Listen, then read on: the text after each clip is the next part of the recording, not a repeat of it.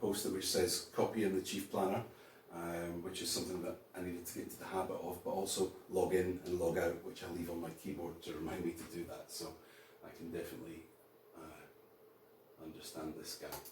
So the difficulties that come from those weaknesses in a workplace are that it can be difficult to manage time. It can be difficult to get and stay organised, listen and pay attention, follow directions, complete assignments, attend to details, get to work on time, and speak just when it's your turn. And these can be difficult areas for me.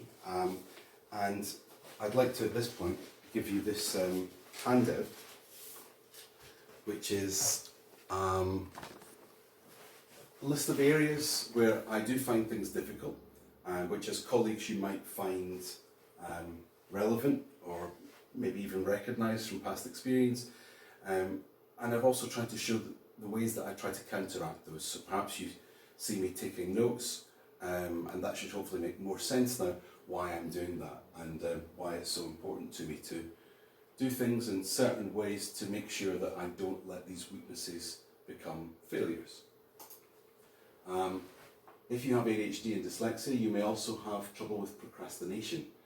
And yeah, if something is particularly boring or tedious, or it's a massive task that needs to be divided up into more manageable chunks, I can have trouble at times with procrastination.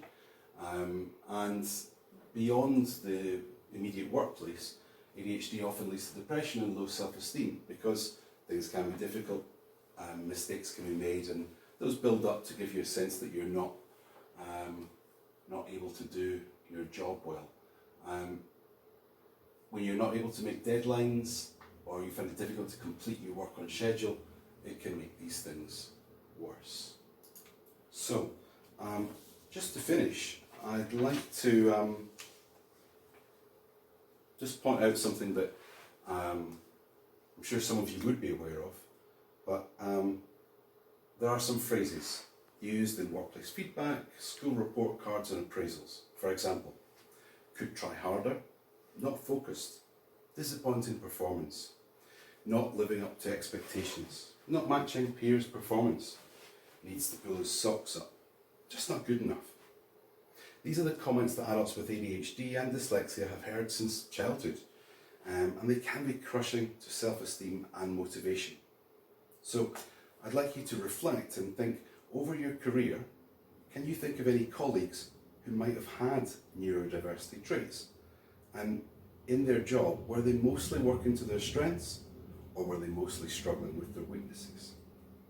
Okay, so I'm also going to give you this handout, which was given to me by the Scottish ADHD Coalition, which is an employer's guide to ADHD in the workplace. And there's a lot more information in detail. As I said earlier, I'll send you an electronic copy of these handouts, and the slide deck is also going to be made available to you. So if there are any questions, please ask now. We don't have a lot of time, so if you feel more comfortable, you can also email me any questions in response to either the handout from the ADHD Coalition or my own handout referring to what I do to overcome these problems and how they affect working with me and being a colleague, and also giving me feedback on how I can help you as well. Okay, so thanks a lot for coming.